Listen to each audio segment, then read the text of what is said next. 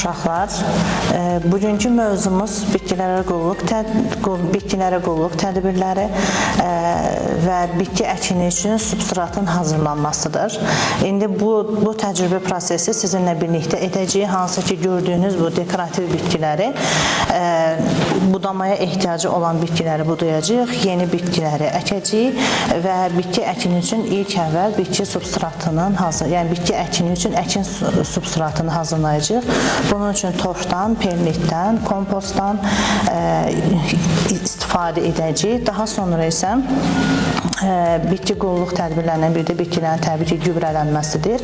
Gördüyünüz kimi bu bitkidə bor elementi çatışmadığı üçün təpə nöqtəsində inkişaf getmir və bunun üçün biz bitkiyə gübrə tətbiq edəcəyik ki, həmin o proses normal şəkildə getsin, bitkəni normal şəkildə çiçəkləsin. Bunun üçün mənə kömək edəcək 2 tələbəyə ehtiyacım var. Kim gələ bilər?